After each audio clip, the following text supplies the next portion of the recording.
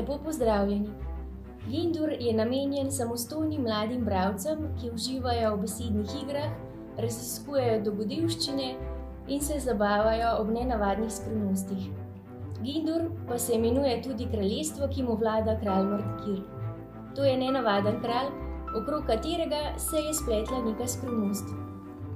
Do njegovega gradu je bilo nemogoče priti, če se tega sam ni želel.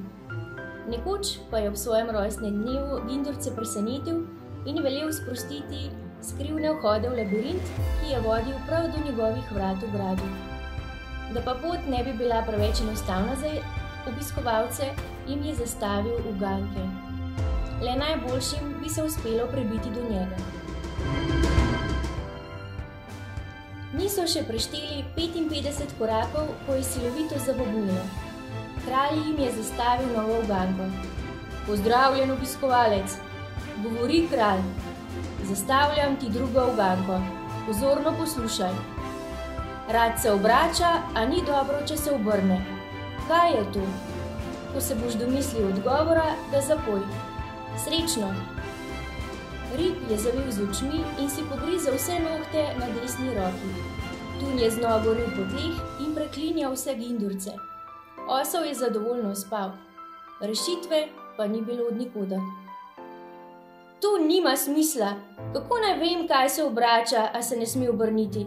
Sploh pa, vrnimo se, najbrž so nas že vsi prehiteli med tem, ko smo se mudili v gozdu, je bentil Rib.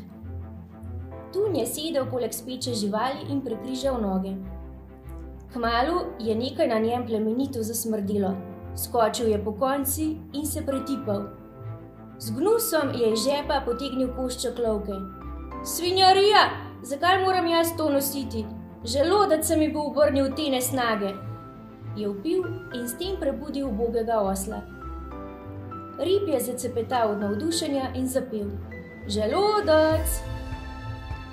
Nenadoma je završalo in se zabliskalo, pred očmi vsega hudega vajenimi pa sta se izrisala dva vhoda.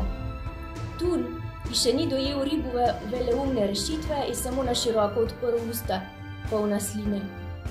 Rad te imam, Tun, je zavriskal Rib. Vse bi naredil zate.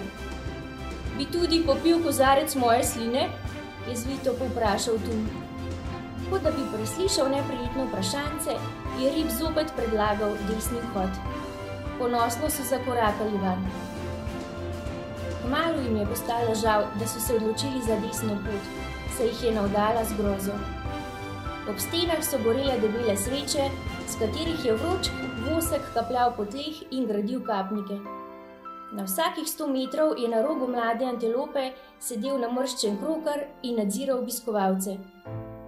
Nenadoma se je rov razširil in prišli so v sobano, kjer so bile postavljene mize, na katerih je namesto slavnostnega prta ležala stoletna, gosto tkana pajčevina, s katere so se spuščali kosmati pajki.